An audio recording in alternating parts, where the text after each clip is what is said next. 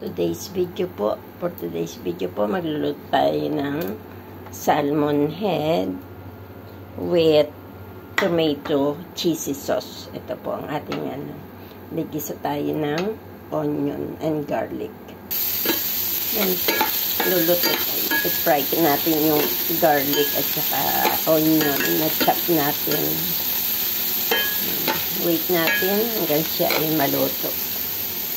Pagluto na po yung ating onion garlic, lalagyan po natin yung ating cherry tomato. Cherry tomato po ang ating gagamitin. Hayaan natin siyang maluto dyan. At para yung sauce niya ay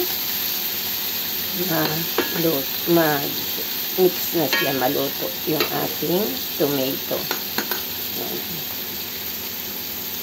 Lalagyan natin siya ng konting soy sauce.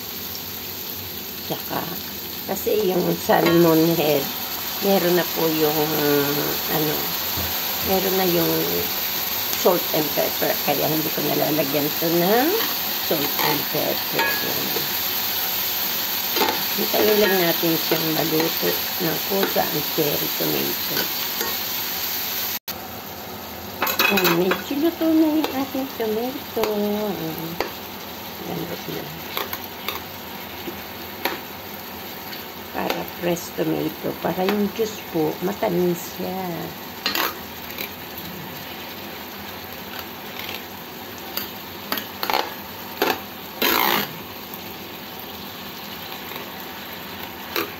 Tapos, alam po na, niluluto na natin yung tomato. May ilalagay po akong sweet basil leaf na dry. Yan. Sweet basil leaf po yan.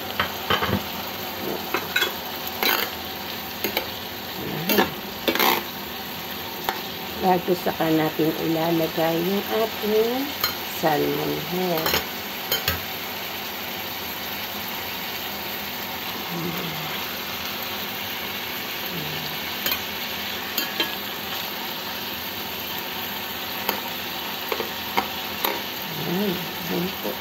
At dyan na natin yung lulutuin.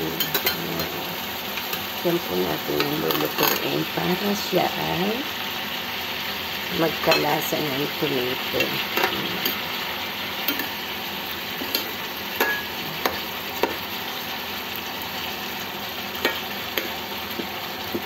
Tapos yung juice ng tomato, yan na po yung ating pinakang juice. Yan po. Thank you for watching. Kung gusto mo po lagyan ng cheese, okay lang ang ibabaw. Thank you.